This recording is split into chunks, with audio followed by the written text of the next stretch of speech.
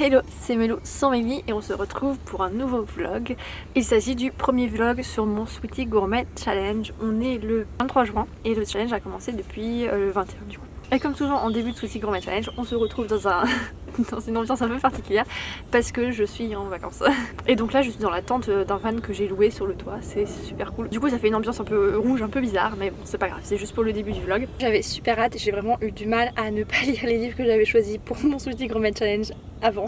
Mais j'ai réussi à résister et ça m'a permis de démarrer sur les chapeaux de roue puisque j'ai lu déjà au moins 4 assiettes je crois. On va faire le point tout de suite. Je vous glisserai peut-être quelques photos, peut-être quelques vidéos, mais j'ai pas beaucoup filmé donc ce sera principalement du photo, je verrai bien parce que c'est super joli. Je suis passée par Bruxelles et ensuite je suis allée vers les Pays-Bas et après je sais pas trop où je vais aller, on verra bien.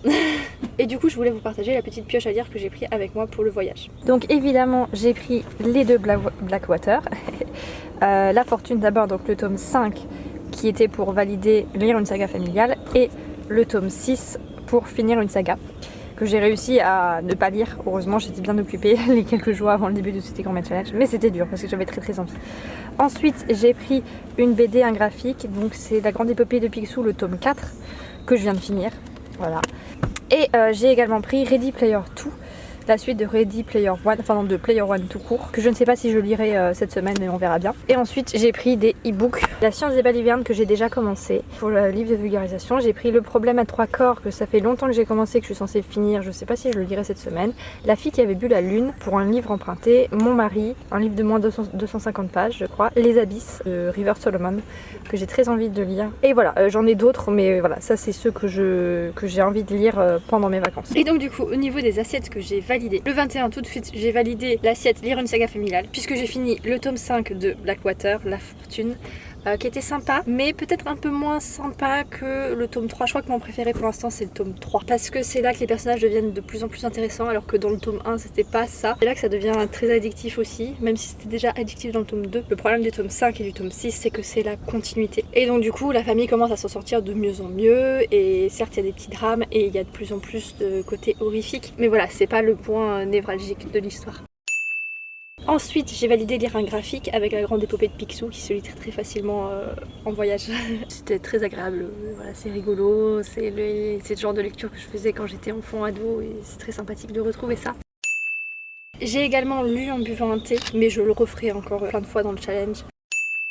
Ensuite d'office j'ai validé avoir au moins 2 lectures en cours puisque ça fait une éternité que j'ai plusieurs lectures en cours. Depuis le début de l'année j'ai commencé Sorcière de Mona Chollet auquel je n'accroche pas trop. Je l'ai toujours pas fini et je sais pas si je le reprendrai. Ensuite j'ai également commencé La Science des balivernes qui se lit petit à petit. Et du coup j'avais également Picsou en parallèle de Blackwater puisque les BD je préfère les lire tranquillement petit à petit vu que en plus c'est pas une BD qui se suit pendant 200 pages, c'est plusieurs petites BD dedans. Et je crois que c'est tout, à moins que j'avais un autre livre commencé. Non je crois que c'est tout et c'est déjà pas mal. 4 lectures en cours, 3-4 lectures en cours. Ah oui non, bah non c'est pas tout, j'ai aussi le roman de SF Le Problème à 3 corps que j'en suis à 10% et je compte le finir plus tard dans l'été mais pas tout de suite. Mais je vais garder au moins 2 lectures en cours pendant un petit moment.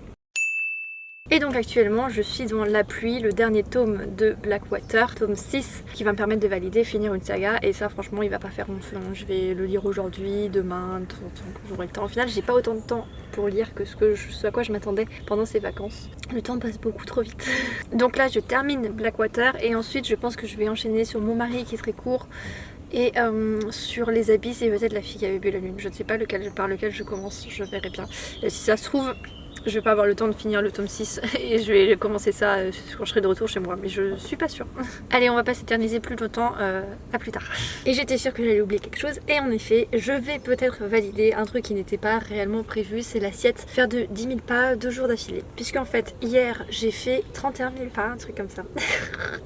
Donc j'ai fait plusieurs fois l'assiette mais dans le même jour, donc ça ne va pas. Et je pensais que je ferais 10 000 pas aujourd'hui puisque en fait hier j'étais à Rotterdam donc c'est énorme, on a tout fait à pied. Donc forcément on a fait 25 km, un truc comme ça. J'ai fait exactement 32 157 pas. Mais en fait à Rotterdam j'en ai fait que 21 000 et quelques, ce qui est déjà énorme. Et le lendemain, donc aujourd'hui, je comptais faire Amsterdam. Donc du coup je me suis dit je vais faire 10 000 pas aussi puisque je vais tout visiter à pied. Et au final j'ai fait Amsterdam le soir. Et j'ai pas fait énormément de pas, enfin si j'en ai fait 10 000 du coup vu que ça a fini à 31 000 quelques. 31 979 et 23,88 km. Et donc du coup aujourd'hui je suis pas sûre de faire faire 10 000 pas, donc peut-être que je la validerai pas, peut-être que je la validerai plus tard. De toute façon, j'avais pas prévu, donc c'est pas grave. Mais voilà, c'était marrant à expliquer. Et sur ce, je vous laisse vraiment. Il y a une pie qui va vouloir rentrer dans mon van.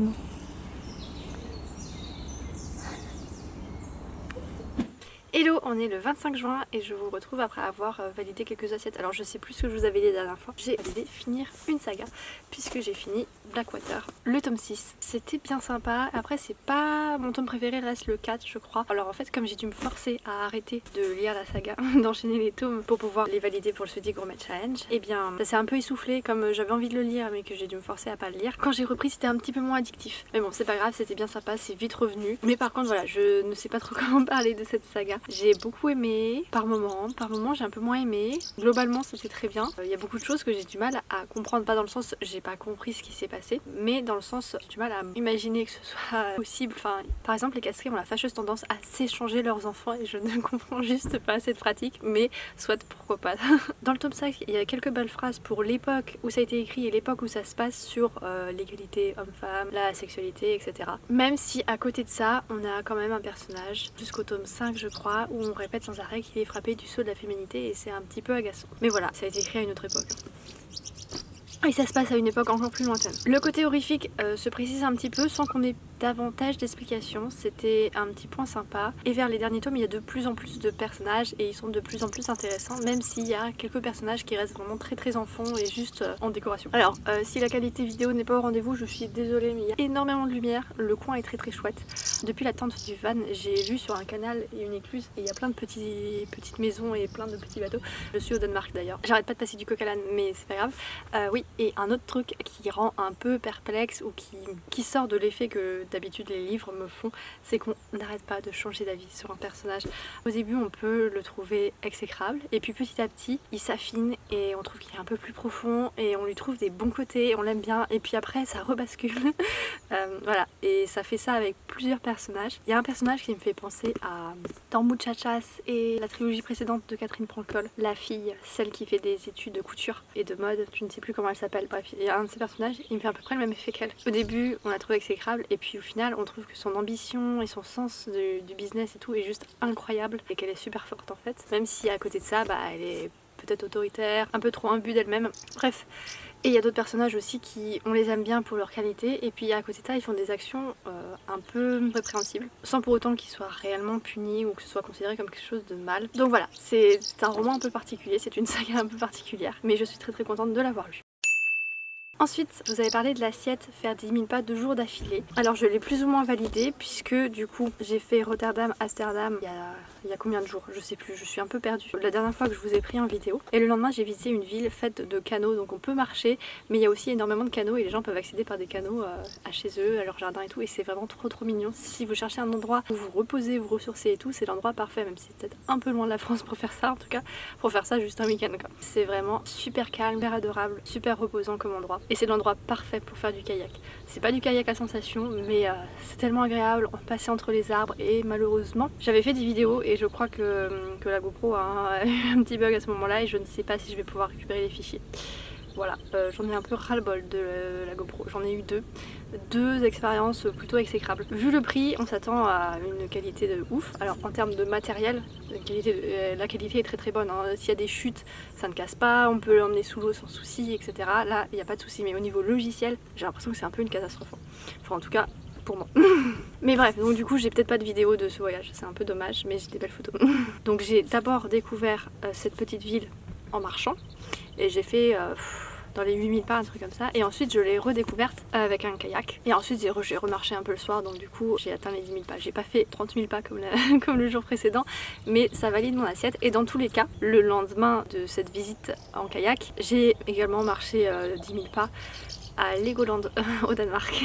Voilà. Et donc aujourd'hui je vais certainement en faire à nouveau puisque je vais visiter les îles Wadden au Danemark, à la frontière entre l'Allemagne et le Danemark, juste au-dessus de l'Allemagne. Apparemment ça va être très chouette. Et donc je n'ai pas trop de doute que j'en fasse 10 000. Surtout que là je suis déjà à 2000. Juste pour les trajets entre le van et les sanitaires, et un petit peu les moutons là-bas, et puis le canal.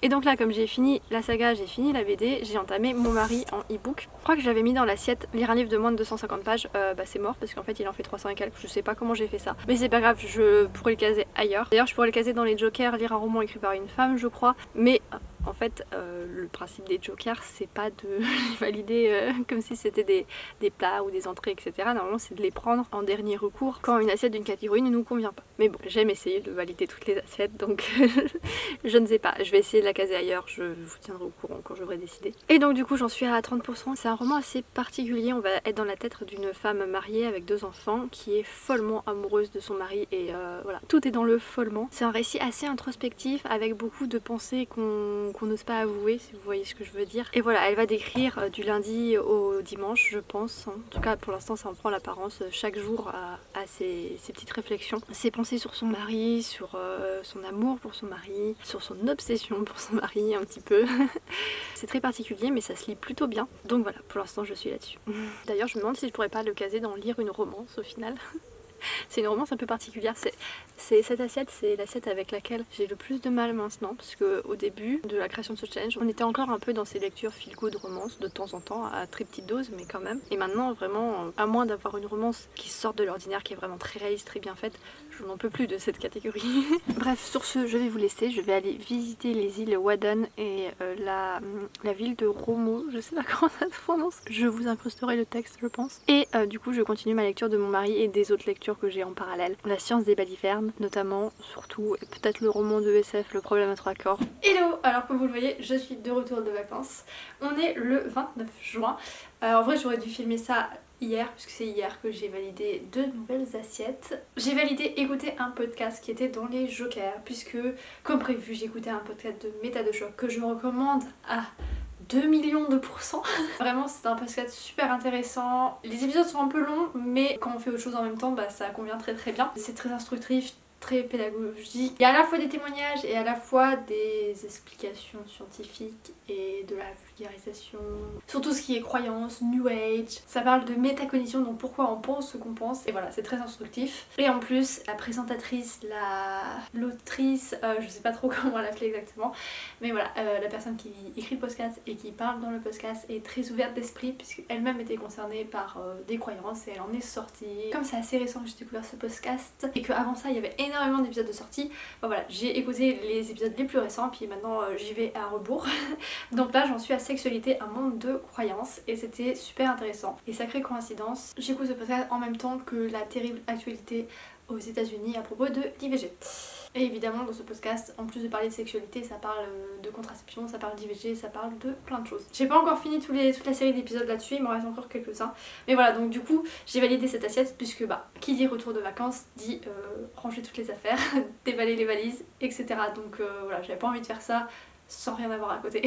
Une autre série d'épisodes que je vous conseille énormément sur Méta de Choc, c'est celle qui parle du féminin sacré. C'est quelque chose que je vois de plus en plus dans les réseaux sociaux et ça me crispe énormément. Tout ce qui tourne autour du féminin sacré, des sorcières, etc. Et évidemment il y a plein d'autres séries de podcasts qui sont intéressants, mais là ça dépendra des affinités des uns et des autres. Moi au final, même les sujets qui de base ne paraissaient ne pas m'intéresser, quand je commence à écouter le podcast, je suis embarquée et je deviens curieuse sur ce sujet. Il y a juste le dernier podcast en date qui parlait de géopolitique et c'est un peu pas inaccessible puisque elles ont essayé de simplifier au maximum et d'expliquer clairement, mais j'ai eu besoin de m'accrocher un petit peu. Ensuite j'ai également validé lire un engagé puisque j'ai fini Les Abysses. J'ai bien aimé ma lecture, heureusement c'était un roman court. J'ai déjà lu assez récemment Sorroland de River Solomon, de la même auteurice, et j'avais adoré Sorroland qui était beaucoup plus long comme roman et ça parlait de plein de sujets, peut-être un peu trop pour la taille du roman, ça partait peut-être un peu trop dans tous les sens, donc ça n'approfondissait pas tout et ça ne permettait pas d'expliquer à quelqu'un qui n'est pas concerné. Donc par exemple tout ce qui touchait au racisme et à tout ce que a pu subir des populations noires, n'étant pas concernées, ne connaissant pas énormément de choses sur le sujet, j'ai pas saisi toutes les allusions, j'ai pas saisi tout le côté engagé, même si j'ai saisi qu'il y avait un engagement derrière, évidemment. J'ai pas saisi toutes les dénonciations non plus. Mais il y avait également des sujets autour de la sexualité, de la féminité, de la non-binarité, de plein de choses, et c'était très intéressant. Normalement Mélie va le lire, donc dans tous les cas on fera une comparaison que ce soit sur Sorroland ou sur Les Abysses, mais bon on va bien quand elle l'aura lu, donc peut-être plus tard. Mais Les Abysses, j'ai un peu moins aimé. Le début était nettement plus lent pour rentrer dedans, c'était un peu plus difficile. La plume, j'ai trouvé différente, mais je ne sais pas trop en quoi, parce que qu'elle reste jolie, il y a du vocabulaire toujours, mais il me manquait quelque chose, il me manquait une beauté, une sonorité que j'avais dans ce Roland que je n'ai pas retrouvé dans les abysses. Pourtant j'ai regardé, c'est le même traducteur. Alors après c'est peut-être le genre de choses qui serait intéressant à lire en VO, mais comme c'est les éditions Aux Forges du Vulcain, j'avais envie d'avoir d'avoir les belles couvertures de Aux Forges du Vulcain, donc en version française. Et ensuite donc du coup le début était assez lent et très répétitif en fait. On nous expliquait encore et encore avec des paraphrases à quel point l'héroïne était dépositaire du passé, à quel point c'était une souffrance, etc. Une fois que ça a évolué, c'est devenu beaucoup plus intéressant et j'ai adoré la fin, j'ai trouvé superbe. Et quand j'ai lu les notes à la fin du roman qui expliquent l'origine de cette histoire, etc., les références, j'ai trouvé ça assez chouette, mais c'est vrai que ce n'est pas un coup de cœur du coup. Et un petit truc qui m'a dérangée, c'est qu'il y a une ouverture de débat sur le passé, les ancêtres, le poids des souvenirs, et c'est quelque chose avec lequel je ne suis pas très à l'aise. C'est quelque chose que je ne partage pas forcément, mais à côté de ça, à un moment donné, l'héroïne a un peu changé d'avis, a évolué sur cette question, et j'étais un peu plus d'accord, et donc du coup là j'ai trouvé ça un peu plus intéressant à lire. Et il y a un mot qui est tout le temps utilisé, qui est central au récit, c'est les souvenances, et je n'aime pas la sonorité de ce mot, mais bon ça c'est très personnel, mais bref, donc comme il est souvent répété, bah voilà, souvent je butais sur ce mot. Et du coup je me demande quelle est sa version VO. Mais je vais m'arrêter là parce que de toute façon on en fera certainement une comparaison. Et avant de lire Les Abysses, j'avais fini Mon mari, donc j'avais validé lire une romance, enfin j'avais validé. À la base je l'avais mis dans lire un roman de moins de 250 pages et puis j'ai découvert qu'il faisait plus que 250 pages. Donc je sais pas ce qui m'est passé par la tête quand je l'ai mis dans cette assiette. Et donc du coup finalement j'ai choisi de la mettre dans une romance puisque c'est une romance et pas vraiment une romance. Enfin voilà. Mais bref je ne sais plus si je vous avais fait un retour là-dessus. Peut-être pas, je crois que je vous avais dit que je l'avais commencé à le lire. Mais je sais pas si je vous avais dit que je l'avais fini. Je ne crois pas. Dans le doute, je recommence, c'est pas grave. C'était chouette, ça se lisait vraiment très très bien. C'est très intime, très introspectif puisqu'on est dans les pensées du personnage principal qui est une femme très fortement amoureuse de son mari. En suivant les jours de la semaine, du lundi au dimanche, elle va avoir des réflexions sur son amour pour son mari, sur... Ça va être un peu tordu. Elle est follement amoureuse et tout est dans le fou comme je l'avais dit il y a quelques jours. Et c'est assez dingue. Et la fin, j'adore. Il y a un petit twist comme je l'aime bien. Ça s'approche du thriller psychologique. C'est pas du tout un thriller psychologique, mais ça s'approche du thriller psychologique. Et ça permet de mettre en perspective cette histoire d'amour, cette romance et cette espèce d'obsession. C'est difficile à en parler sans spoiler. Et c'est difficile à en parler parce que c'est vraiment quelque chose, une lecture très inhabituelle. Je crois que c'est un premier roman et je trouve que c'est une réussite. Et du coup là pour l'instant j'essaye de rester à une seule lecture en cours, enfin 2 lectures en cours puisque j'ai toujours La Science des balivernes, mais voilà, j'essaye de retourner à un roman de SF avec Le Problème à 3 corps. J'avais déjà lu 10% et j'essaye de tenir le coup et de le finir cette fois-ci.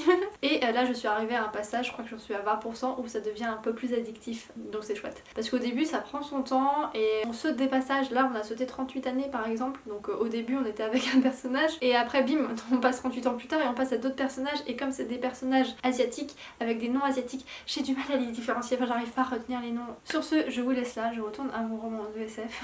Envoyez-moi de la motivation pour le finir, même si d'ici à ce que vous voyez cette vidéo, je pense que je l'aurai fini ou je serai passée à autre chose déjà.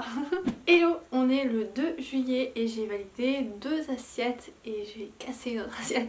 Mais je vais m'arrêter là pour ce vlog parce que j'ai déjà commencé à monter les parties précédentes et ça fait déjà beaucoup. Donc du coup je vous donne rendez-vous dans le prochain vlog qui sortira dans les prochaines semaines. En attendant, je vous souhaite de bonnes lectures et un bon été comme d'habitude.